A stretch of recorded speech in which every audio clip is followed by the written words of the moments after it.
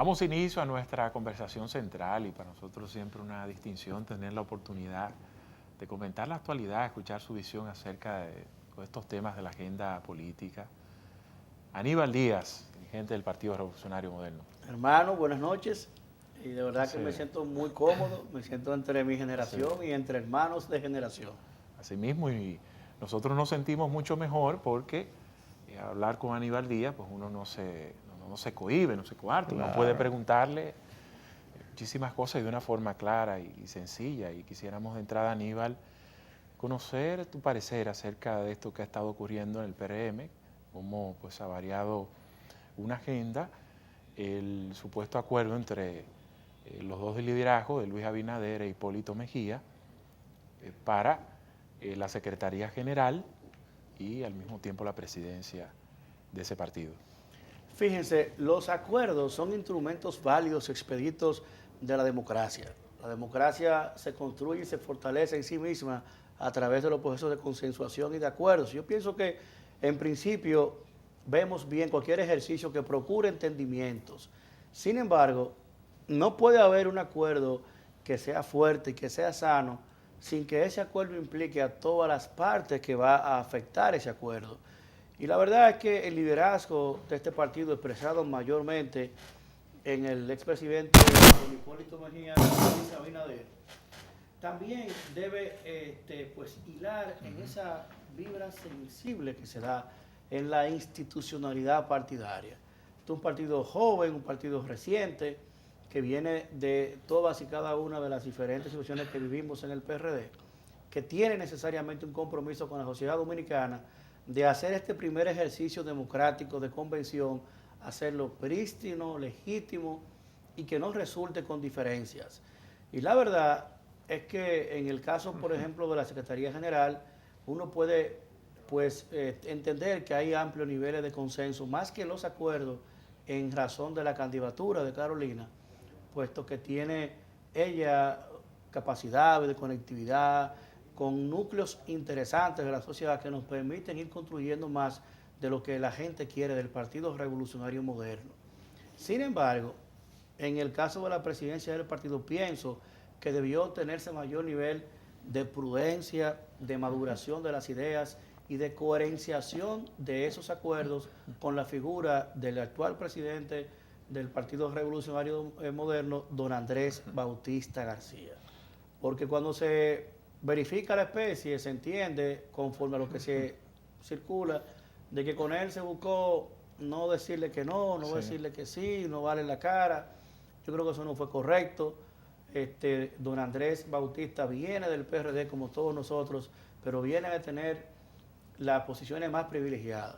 Es el segundo y único fuera de Hipólito Mejía que fue expulsado de aquel partido y que viene con un pues baldón histórico, presidente del Senado, 5 veces senador, un hombre decente, a quien la participación política y al asumir posiciones le ha costado incluso que lo encarten en un proceso vil en el que todo el mundo sabe que él tiene poca cosa que ver, más que no sea una posición política de un gobierno que en un momento determinado entendió que para sus fines estratégicos sería interesante pues embarrarlo todo, y detrás de eso pues concurren con don Andrés. Don Andrés pienso que es parte de lo mejor que tiene el PRD y pienso que para construir mejores días tiene que sumarse y tiene que preservarse lo mejor de lo que hay hoy, incorporando lo mejor de este presente para convertir a un partido revolucionario moderno en una estructura mucho más fiable, mucho más conectiva, pero sobre todo que genere sensatez, prudencia y hasta lealtad a quienes se la han Aníbal, sin lugar a dudas, en primera instancia, Hipólito negó el acuerdo, quisieron como maquillar el asunto.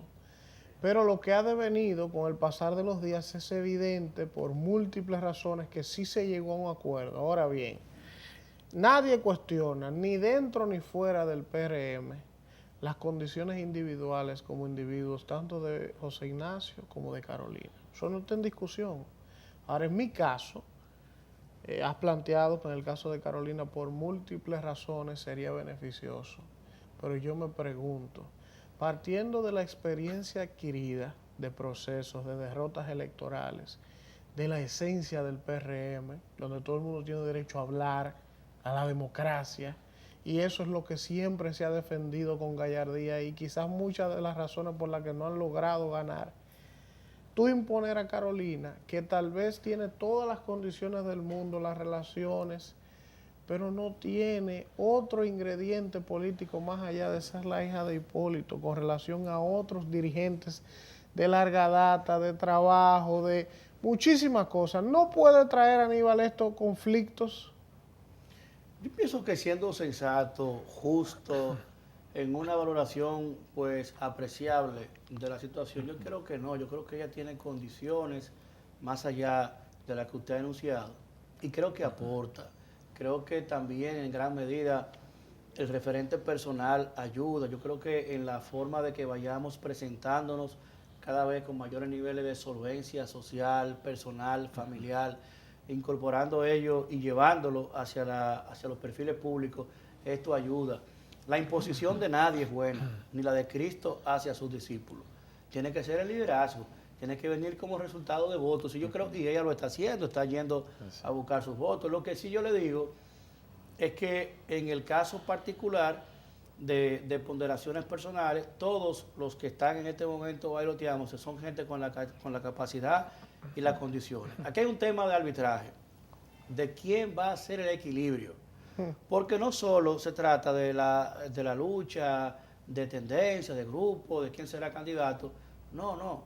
Es que quién nos va a elegir a los 32 candidatos a senadoras y senadores, a los 196 diputados y diputadas, a los tantos alcaldes y alcaldesas, regidores. Sí. Cuando llegue esa carpintería tan elaborada, eso requiere también de apreciar un tanto de la experiencia, porque es un proceso al que vamos bastante complejo. No solo van a ser elecciones congresuales y municipales, es tanto así que las elecciones municipales van a ser el tercer domingo de febrero y la presidencial y congresual se mantienen juntas en mayo.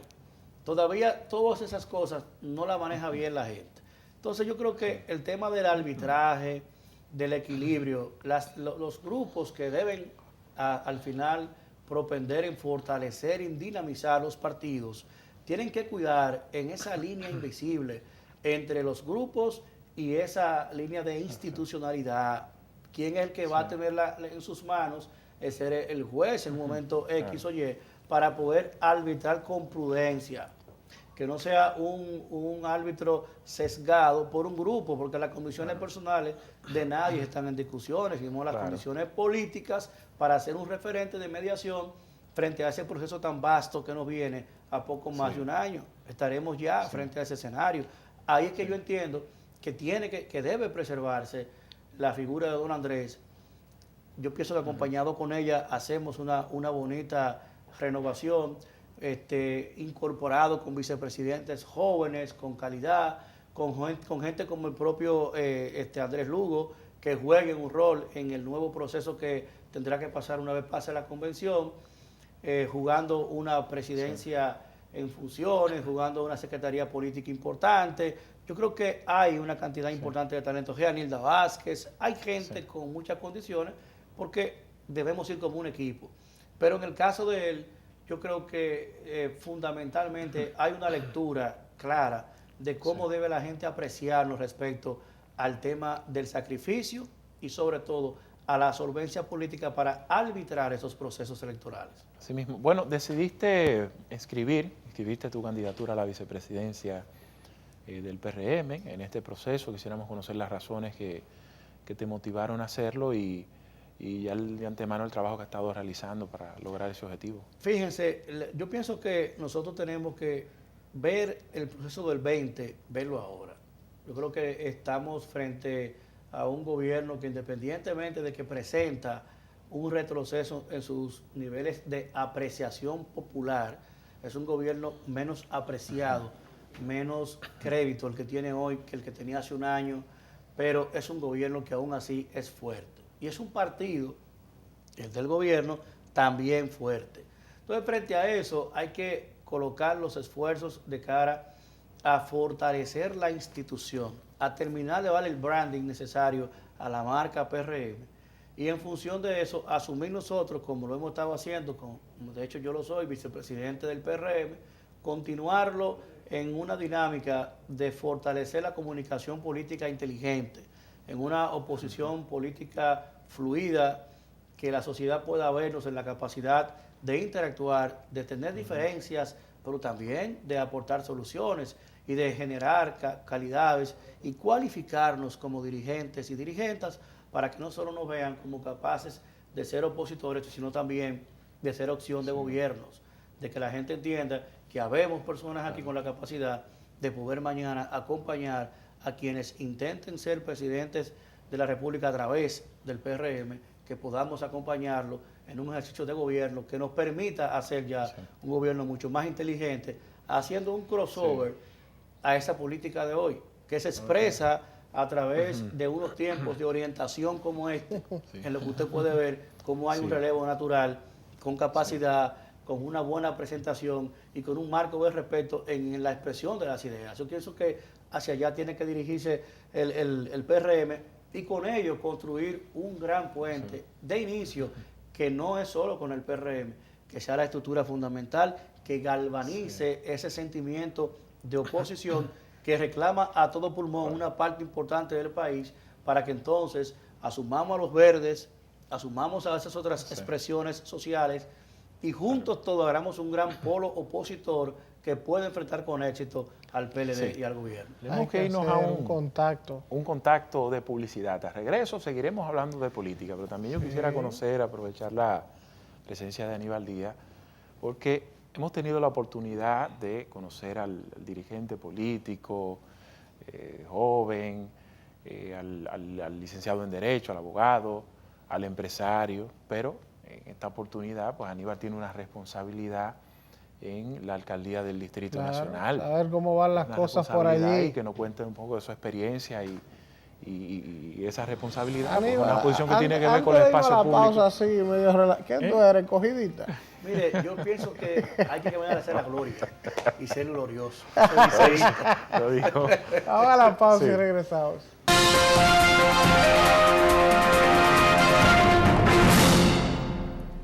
Bueno, Aníbal Díaz tiene una responsabilidad en la alcaldía del Distrito Nacional, que no es un funcionario que está sentado simplemente ahí en una posición, sino que es un trabajo que se vive el día a día en las calles, que al mismo tiempo genera problemas por la misma falta de institucionalidad respecto a las leyes, que son los espacios públicos. Quisiéramos conocer pues cuál ha sido tu experiencia, qué se está haciendo de la alcaldía para pues enfrentar esa realidad, ese problema. Fíjense, la verdad es que cuando llegamos a la alcaldía, que iniciamos el proceso de ir acoplándonos a conocer lo que era ya la función, la responsabilidad, y empezamos a ver el tema en sentido amplio de los espacios públicos, nos dimos cuenta que los espacios públicos tienen una situación muy difícil en la República Dominicana, que es cultural.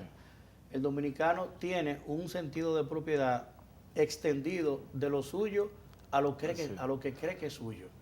Usted tiene el frente de la casa de cualquier ciudadano, usted va a visitarme a mí, a mi edificio, se parquea en lo que es la calle, pero sale un vecino con una escopeta o un guachimán y le dice que ese frente de él, y que usted no se puede parquear ahí porque es el frente de su casa o el frente de su edificio, la calle.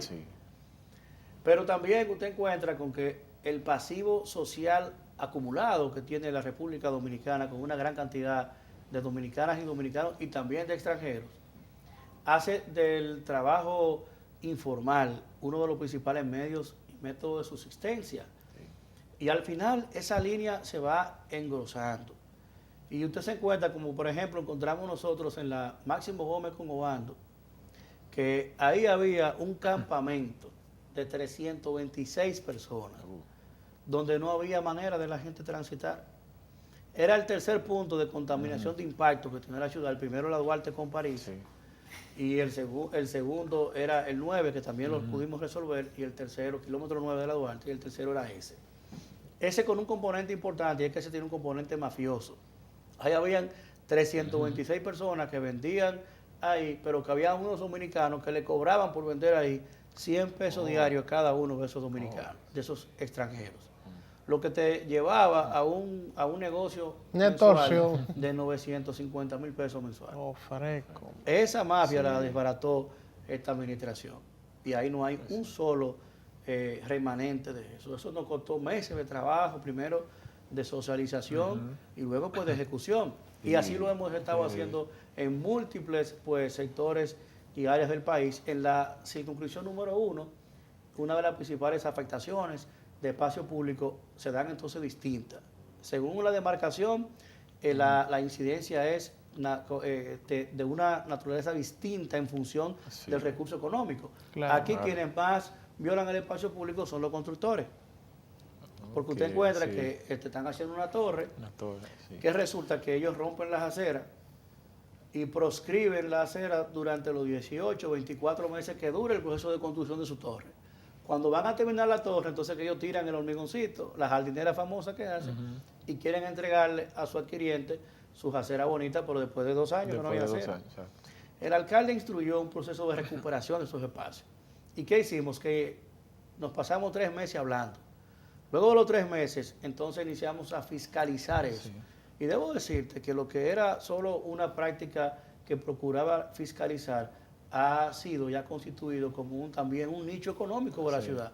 Y la ciudad ha recuperado, a través de ese proceso de indemnización a la ciudad por mal uso y ocupación de esos espacios públicos, que solamente en esa área sobrepasa los 10 millones Aníbal, de pesos. Solo en esa área. Mencionabas un tema que ha sido un dolor de cabeza para todos los alcaldes y para la sociedad dominicana, la Duarte,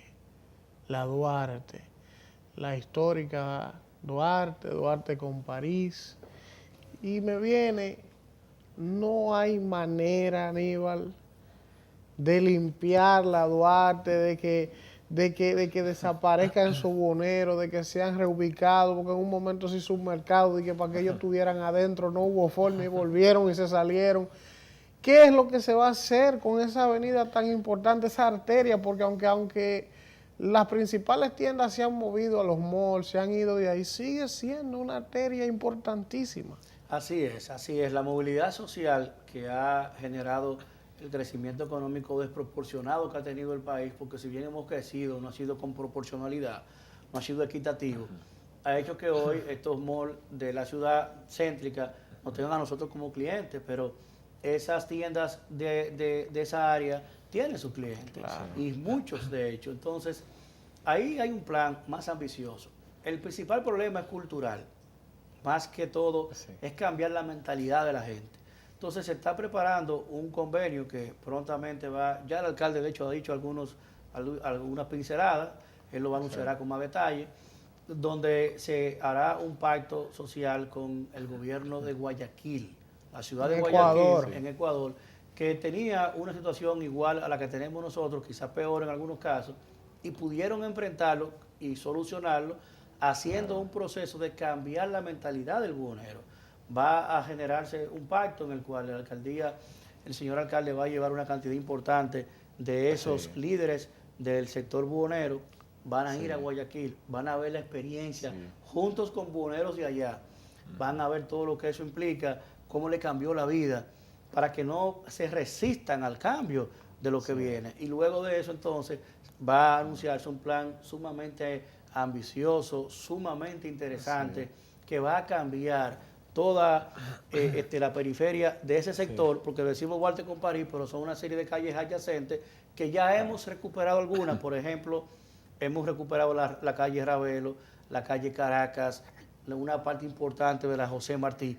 Hemos ido limpiando poco a poco, con mucha prudencia, esos entornos, y ya la parte fundamental que nos queda, entonces se va a anunciar en una intervención macro, en una intervención mayor, incluso con participación del sector privado, que ya el alcalde va a explicar, que va a hacer algo que va a marcar un antes y un después en la intervención de socialización de problemas públicos, porque no solamente va a actuar la ciudad como gobierno local, sino que van a actuar líderes importantes del sector privado, que cuando eso se anuncie va a ser de mucho impacto y de una gran solución de calidad de vida para esa gente que vive ahí. Y los niveles de resistencia, bueno, yo, Julio, me dedico a la venta de vehículos, no tengo un local, bueno, esto es informal y parqueo en las aceras.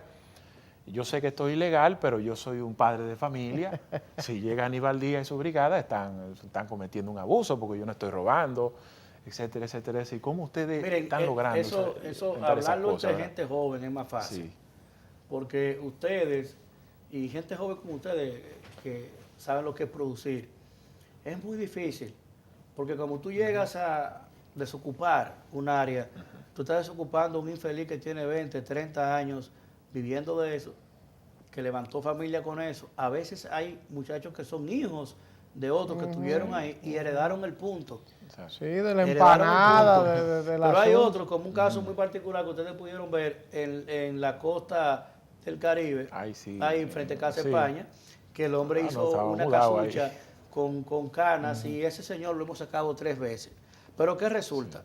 Cuando lo sacamos de allí, que ustedes no se imaginen la logística que hacen para hacer un operativo como ese, ¿qué resulta? Que la persona vuelve. Como usted lo lleva por un delito ambiental, en este año el CEMPA, que es el cuerpo especializado de seguridad ambiental, que dirige un buen amigo, General Valerio, que junto con nosotros hicimos esa intervención, cuando sometimos a ese señor, duró 2 horas en una fiscalía sentado. Porque el tratamiento que la justicia le da a ese tipo de cosas es muy frívolo. Cuando nosotros pusimos en vigencia la resolución 17-2017 que ordena el retiro de los limpiavidrios, la resolución ordena que es la Policía Nacional, la Policía Municipal y Espacios Públicos. Yo debo decirte que en principio hubo una colaboración de la Policía Nacional. Sí. Sin embargo, quienes mantienen una ruta diaria en esas intersecciones es la Policía Municipal, la Policía de la Ciudad de Santo Domingo y Espacios Públicos, que tomó un pasivo social sumamente peligroso que había ahí. Sí. Y debo decirte que de 56 que censamos, hay 10 que están trabajando de manera productiva, que son obreros allá. Sí. Unos que están todavía en planes de rehabilitación y otros que están esperando que se acerquen porque no han regresado. ¿Por qué? Sí. Porque tenían fichas penales, porque estaban siendo buscados por la justicia. Sin embargo, entonces tenemos también el problema de la inmigración ilegal. Aparece que ese oficio que genera un nicho económico, suben menores ilegales, ocupan la calle, cogen un trapo, se ponen a limpiar un vidrio y usted dice, bueno, pero volvieron. No, estos son haitianos ilegales. Claro. La alcaldía lo toma, lo lleva a este espacio público. Cuando yo me aparezco con ese muchacho en una fiscalía, ¿quién me lo recibe?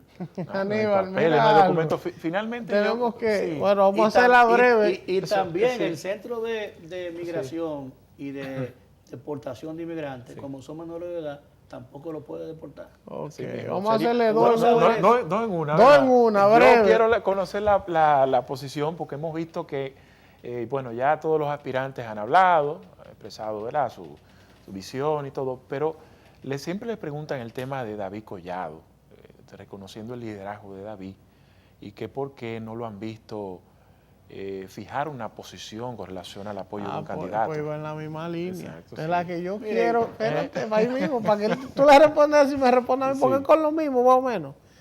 Aníbal, ¿qué es lo que pasa con David? Que hay un rumruncito, como que David tiene una isla aparte, entonces el tipo sale muy bien en las encuestas, pero como que él no necesita a nadie. Entonces en el PRM como que hay un lío, pero David no se mete, David está en su mundo.